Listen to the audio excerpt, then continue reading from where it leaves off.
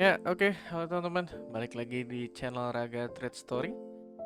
Pada video kali ini, saya mau bahas sebuah saham yang di-request sama viewers, yaitu saham Agung Podomoro Land atau dengan kode emiten APLN ya. Nah, oke, by the way, disclaimer on dulu. Ini bukan ajakan jual beli, ini hanya saya menyampaikan pendapat dan informasi yang saya tahu terkait saham yang sedang dibahas ya.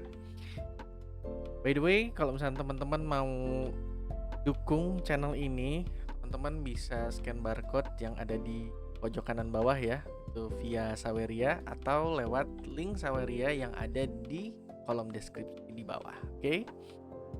Ya, kita mulai aja dari pembahasan secara teknikal dulu ya. Oke, secara daily time frame PLN ini terlihat uptrend. Saham ini berjalan di atas dari EMA-nya, Exponential Moving Average 21, 34 dan 55-nya. Dan pergerakan positif ini karena kemarin habis ada ledakan ya. Ledakan kenaikan harga di tanggal 9 Januari 2026 sampai tanggal 13 Januari ya. Terus lalu ada apakah semacam pullback, koreksi, atau apakah sudah berakhir pestanya? Mari kita bahas ya. Oke, kalau dari daily time frame ini masih uptrend. Terus kalau misalnya dalam time frame 1 jam, ini saya melihat ada semacam potensi sih, dia bisa naik lagi gitu ya. Jadi kalau teman-teman lihat ya, ini pergerakannya kan sempat turun nih. Nah, dimana area ini sebenarnya area yang menarik untuk melakukan pembelian ya, karena dalam time frame 1 jam itu dia terhenti di area EMA 55-nya dan menunjukkan adanya tanda-tanda untuk reversal gitu ya, baik dari MACD-nya di bawah sini tuh. Terus kalau di RSI juga dia udah ada peningkatan ya, walaupun dia nggak masuk ke area oversold-nya. Kalau kita tarik dari daily time frame untuk Fibo, ini ada di area 38,2. Ini area sekitar sini nih. Ini namanya mungkin bisa dibilang good area ya untuk melakukan, bukan untuk melakukan, sorry, untuk melihat pergerakan saham apakah ada tanda-tanda dia akan reversal atau tidak gitu. Jadi teman-teman kalau misalkan ada pergerakan saham masuk ke sini, dilihat apakah ada tanda-tanda reversal, baik itu dari indikator mungkin teman-teman, atau mungkin dari candlestick ya, pola-pola, ada pola-pola candlestick seperti itu. Ada semacam shooting star, hammer gitu. Nah, baik, kita balik lagi ke ke time frame 1 jam, sorry. Nah, jadi setelah dia terakhir pergerakannya turun dari higher high-nya, terus dia membuat higher low, lower high, sorry. Nah, dia buat kembali ada area lower low, terus ini lower high, terus di sini ada area terakhir di sini lower low, terus dia membentuk lower high lagi, tapi di sini ada terlihat potensi bahwa dia tidak membentuk lower low-nya lagi, tapi malah membentuk higher high. Jadi ada potensi seperti ini ya. Nah, ada perbalikan harga gitu. Nah, untuk trade plan-nya seperti apa gitu.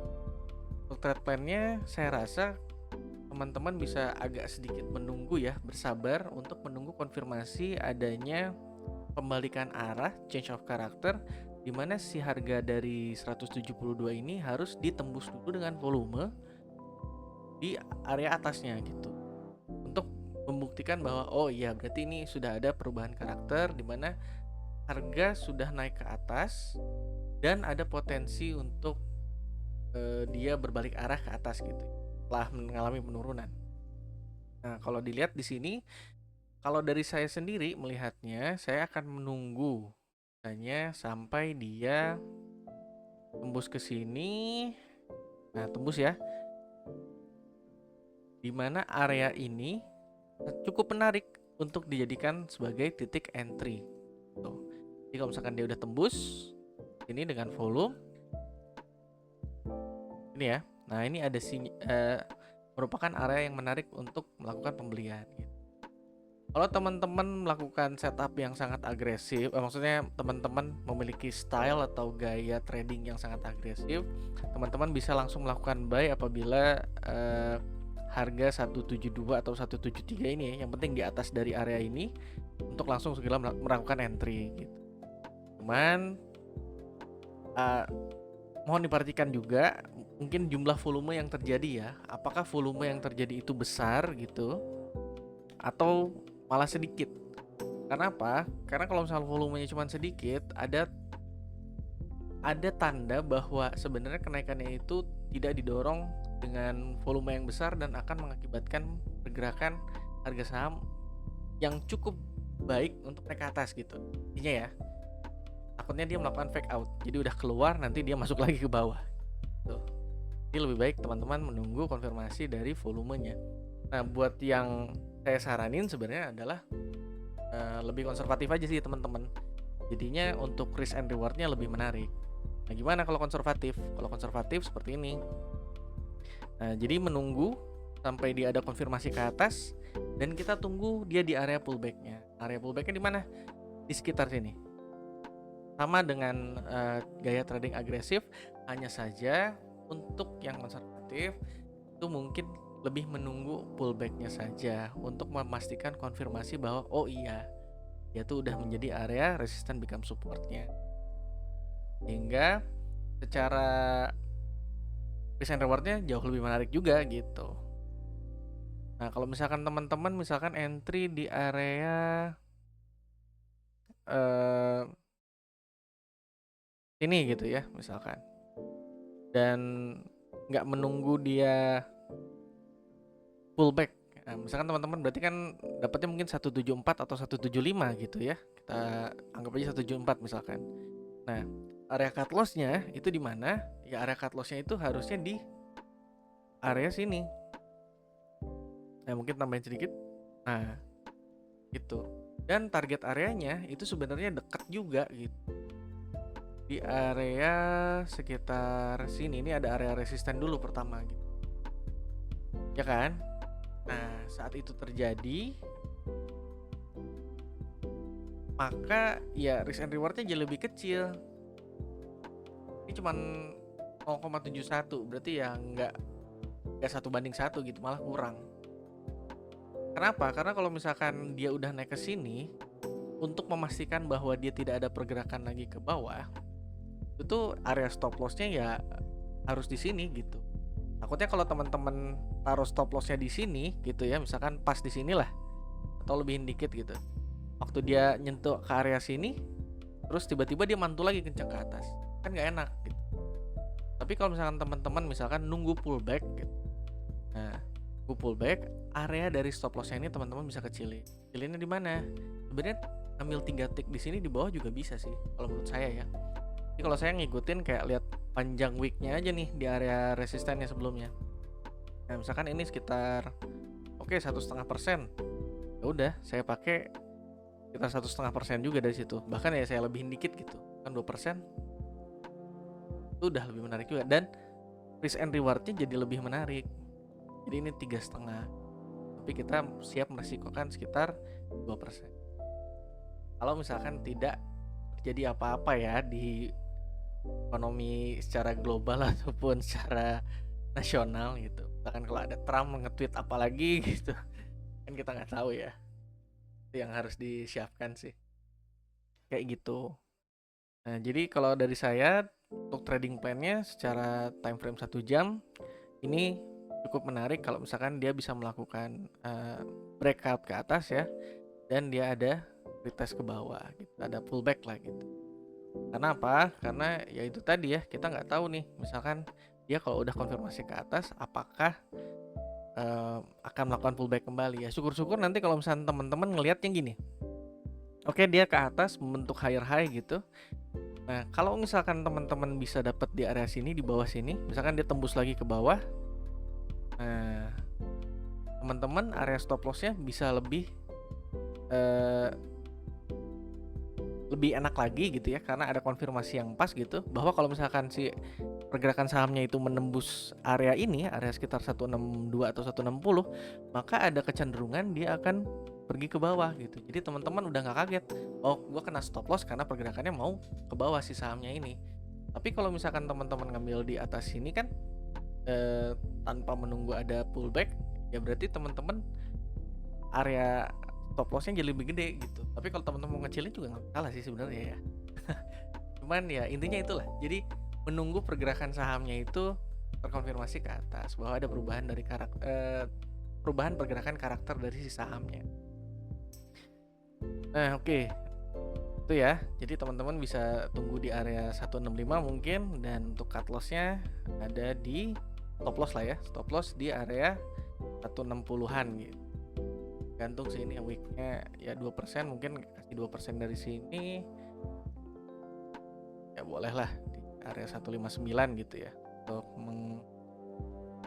atau 157, dan lihat ya untuk risk and rewardnya jadi naik jadi 275 gitu. Ini menarik juga karena di sini ada area support become resistance ya. Nah ini jadi target pertama kita, masih area supply. Nah untuk target keduanya mungkin teman-teman bisa coba melakukan TP kembali di area ini ya, 206.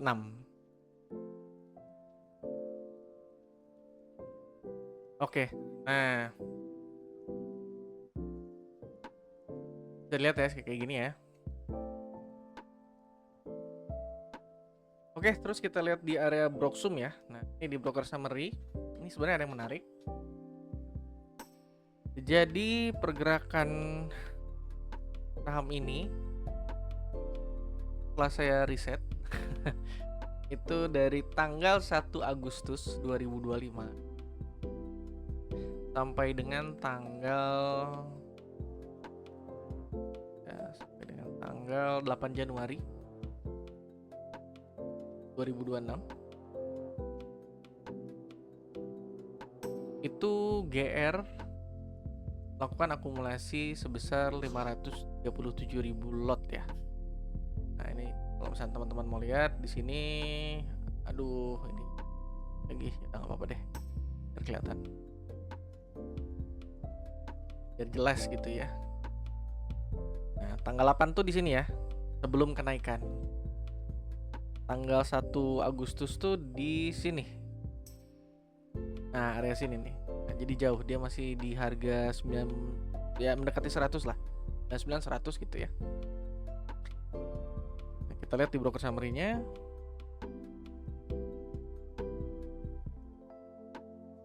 Sampai tanggal 8 Januari 26. Oke, GR mengakumulasi sebesar 537.000 lot. AI kedua mengakumulasi sebesar 326.000 lot.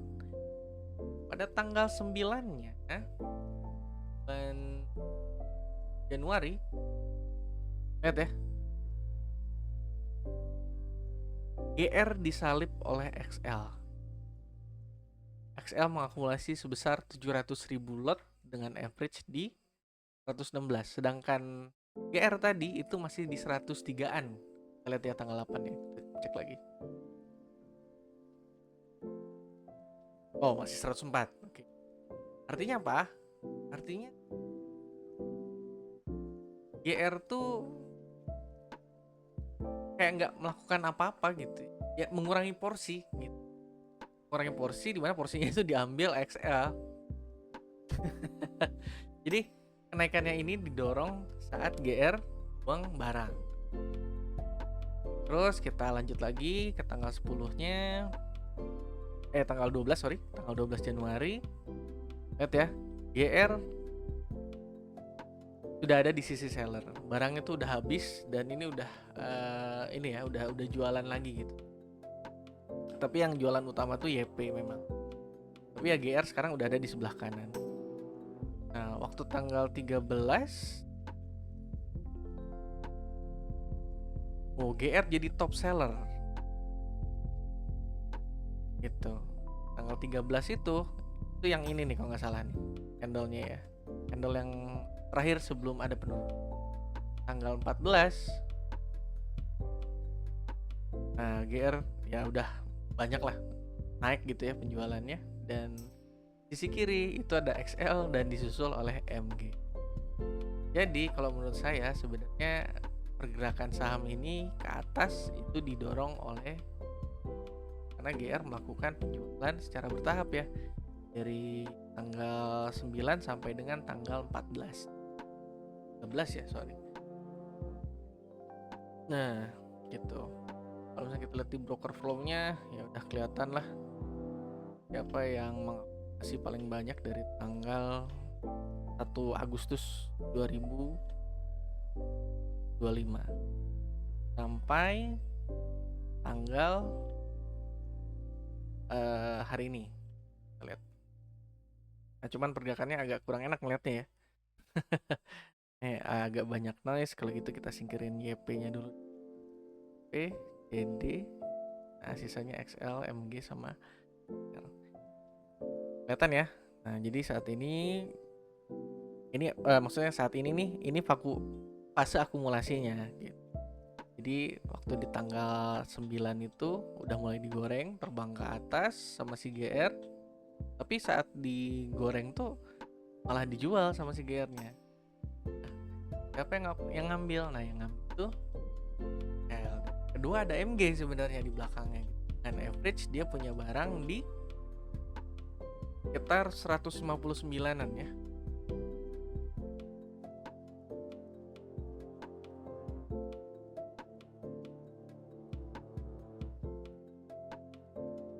Tanggal 14 lah ya terakhir. Oke, nah benar ya 156 ya. Tanggal 1 Agustus sampai dengan tanggal 14. Nah, kalau misalnya dicek sampai sekarang MG tuh megang barang di average berapa ya? Nah, MG tuh ya average-nya di situ-situ aja, 159, 156 gitu. Dan harganya itu kalau teman-teman perhatian, dia tuh nggak pernah jatuh di harga terlalu bawah dari situ ya. Nah, ini bahkan cenderung di 18, 159 gitu. Dekati average-nya si MG. Jadi apakah ini MG menjaga harganya agar dia tidak jatuh? Kalau saya lihat di tanggal 21 tuh MG melakukan akumulasi dengan average di 163. Terus besoknya kita lihat lagi tanggal 22 oke, MG melakukan pembuangan sih. Mungkin dia trading untuk kurangin porsinya gitu, average-nya atau gimana. Tapi ya saya pikirnya bahwa MG ini kayak semacam kemarin tuh yang waktu tanggal 21 kayak ngejaga harganya supaya jatuhnya itu nggak terlalu dalam. Kalau kita lihat di tanggal 23 Januari apakah ada di mana? Oh, MG masih buang barang ya, tapi walaupun jumlahnya nggak terlalu banyak. Atau mungkin dia menghabiskan barang agar yang nggak cut loss gitu, ya bisa juga ya. Karena barang yang dikumpulkan sudah cukup banyak dan sudah mendekati average ya harganya. Jadi takutnya dia rugi, mungkin ya dijual aja lah. Makanya teman-teman harus bisa berhati-hati dan memperhatikan kira-kira broker summary-nya seperti apa ke depannya. Tapi selama masih ada momentum ya bisa dimanfaatkan ya untuk trading. Oh ya, by the way, untuk saham ini saya mau bahas seputar fundanya sedikit lah ya. Saya nggak ahli fundamental, cuman ya kalau sekilas baca keystat ya siapa sih yang nggak tahu gitu kan. Yang penting dilihat dari keuntungannya. Nah, kalau misalkan kita lihat secara keuntungan net income, sebenarnya saham ini dari 2020 sampai 2022 naik ya revenue-nya ke hampir 2 triliun di tahun 2020. Hanya saja 2023 itu mengalami penurunan sampai dengan tahun 2025. Nah, yang terakhir nih Q4 laporannya belum keluar nih. Pertanyaannya kenapa sahamnya bisa naik? Dan kenaikannya itu dia lebih bagus dari waktu di tahun 2023. Nah, kan itu pertanyaannya. Kalau misalkan mau dibahas secara fundamental gitu kan, ya saham ini sebenarnya secara keuangan tidak lebih bagus dari tahun 2023. Kenapa sahamnya bisa naik kencang? Nah, sebenarnya kalau yang kemarin tuh saya mengkaitkannya terbangnya saham APLN ini adalah terkait kebijakannya Menteri Keuangan kita ya, di mana ada pemotongan pajak kalau nggak salah untuk rumah-rumah subsidi, dan itu kan untuk saham-saham properti pada naik ya. Nah, mungkin itu adalah momentum yang dimanfaatkan oleh broker tertentu untuk menggoreng barangnya ke atas supaya dia dapat profit yang lebih. Dan kalau misalkan secara sekilas memang melihat net income-nya itu tuh turun terus. Jadi kayak nggak match kan ya. Apakah saham ini sebenarnya ada rumor gitu ya, mungkin right issue kah, atau backdoor listing, atau akuisisi, atau MSCI mungkin, itu kan kita nggak tahu ya. Nah, makanya kalau misalnya teman-teman punya informasi seputar itu, mungkin teman-teman boleh tulis di kolom komentar ya. Kalau saya sendiri, saya jujur aja, saya tidak ahli dalam fundamental, tapi saya melihat secara key stat gitu ya, secara keuangannya bagaimana, itu tidak mencerminkan dari pergerakan harganya gitu. Jadi ya kalau dilihat secara net income tahun ini tuh ya jeblok gitu ya. Kalaupun ini ada perbaikan, apakah perbaikannya itu menyebabkan pergerakan sahamnya itu ke atas? Misalkan laporan keuangan Q4-nya keluar gitu misalkan. Kalau misalkan keluar ternyata jumbo, ya wajar sih gitu. Berarti orang-orang sebenarnya udah tahu bahwa laporan keuangan ini bagus. Tapi kan ini kan belum tercermin ya. Mungkin teman-teman yang punya insight atau punya data atau bahkan punya channel ke link A1-nya, ya bolehlah tulis di kolom komentar ya. Nah, oke, kesimpulannya untuk saham APLN ini secara daily time frame ini masih uptrend ya. Terus kalau kita lihat di dalam time frame 1 jam ini ada semacam area yang menarik jadi perhatikan kalau misalnya teman-teman mau trading di situ gitu, dan trading plan-nya seperti apa. Lalu secara broker summary ya, broker GR itu yang mendorong kenaikan harganya ke atas kalau menurut saya, karena dia jual dan XL-nya beli gitu. Itu kesempatan buat dia untuk jualan barang sampai tanggal 14 kemarin. Lalu ya di sini saya berpikir bahwa MG adalah ya ininya, istilahnya campur tangannya, karena dia melihat mungkin average-nya itu dekat ya. Kalau saya asumsinya seperti itu gitu. Jadinya takutnya kalau misalnya harga sahamnya jatuh terlalu dalam, dia rugi. Ya nanti dicek aja nih kalau misalkan dia udah deket ke sini, MG ngambil lagi nggak gitu.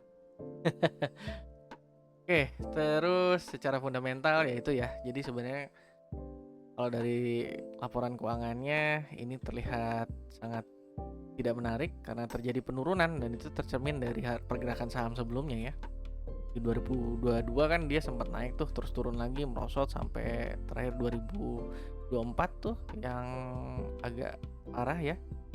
Nah, walaupun tahun ini sama sih sebenarnya dengan tahun yang kemarin ya, nggak beda jauh, sekitar 600 M. Ya benar kayak gini. Nah, terus ya kenapa ini bisa naik saya juga nggak tahu, jadi teman-teman bisa ya tulis di komentar kalau misalkan tahu, misalkan ada info ini bang, ada info ini. Nah,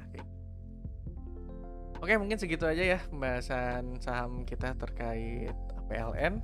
Kalau misalkan teman-teman suka dengan ini, teman-teman boleh subscribe, like, dan share ya ke teman-temannya. Atau teman-teman mau dukung via Saweria, itu bisa lewat dari QR yang ada di pojok kanan bawah ataupun link yang ada di deskripsi. Sekali lagi saya ucapkan terima kasih, sampai ketemu di video selanjutnya. Bye bye.